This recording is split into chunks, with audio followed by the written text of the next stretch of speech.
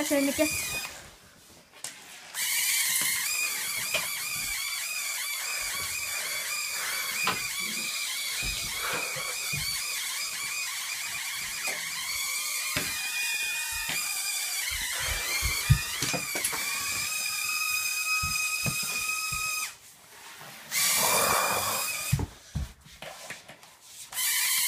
Nå kan dere stoppe med det, Sivert.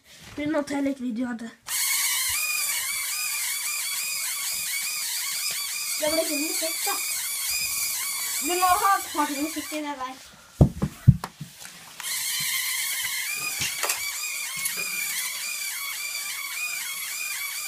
Skal jeg stoppe den? Nei da.